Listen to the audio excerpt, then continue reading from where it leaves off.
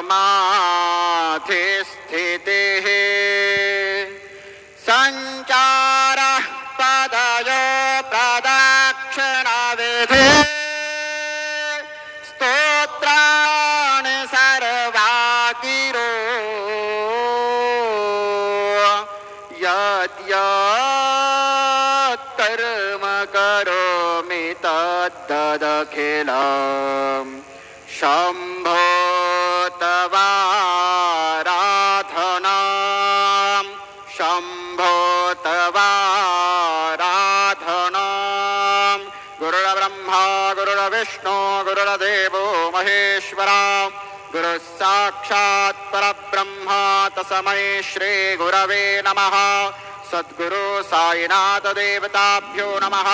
प्रातः पूजनार्थे गन्धाक्षुतवृषभैः सम्पूज्य अथ धूपः वनस्पतिरसोऽद्भूतो गन्धाढ्यो गन्ध उत्तमः आग्रेयः सर्वदेवानां धूपोऽयं प्रतिगृह्यताम् धूपम् आघ्रापयामि साज्जञ्जवरसंयुक्तं वह्निनां योजितं मया दीपं गृहाण देवेश त्रैलोक्यतिमिरापः दीपं दर्शयामि धूपदीपान्ते उपहारनैवेद्यं निवेदयामि चतुष्कोणमण्डलं कृत्वा ततुपरिनैवेद्यपात्रं निधाय गायत्रीमन्त्रेण पात्रान् सम्प्रोक्ष धेनवाः अमृते कृत्या सत्यन्त्वरतेन परिषिञ्जामि ॐ प्राणाय स्वाहा ॐ अपानाय स्वाहा ॐ व्यानाय स्वाहा ॐ उदानाय स्वाहा ॐ समानाय स्वाहा ॐ ब्रह्मणे नमः।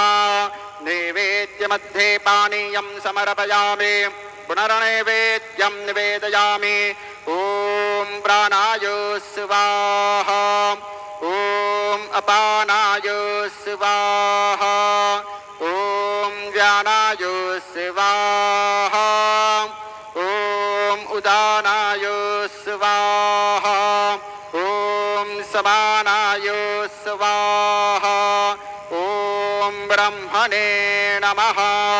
नैवेद्यं समर्पयामि हस्तप्रक्षालनं समर्पयामि मुखप्रक्षालनं समर्पयामि करोद्वर्तनार्थे चन्दनं समर्पयामि सद्गुरु साईनाथ देवताभ्यो नमः।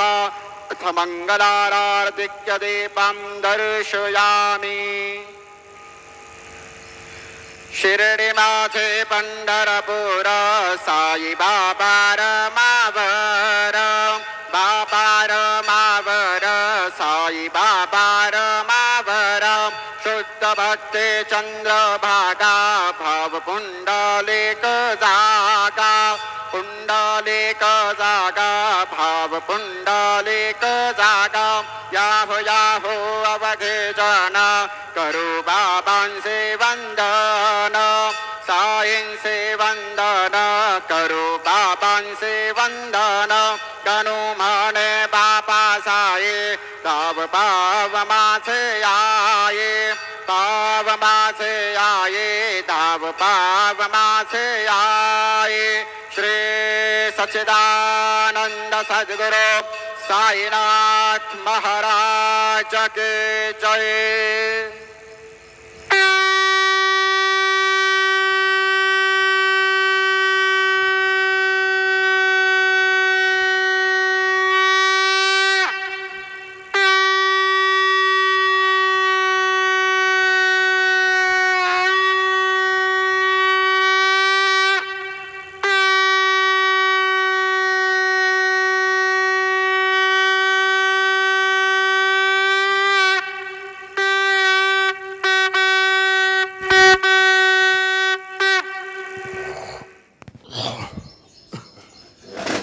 ओम श्री महागणाधिपते नमः। श्रीमात्रे नमः। महादेव नमः। लक्ष्य श्री महाविष्णु ब्रह्म विष्णु महेश्वर स्वरूप श्री दत्तात्रेय नमः। श्री दत्ता शरणं नमः।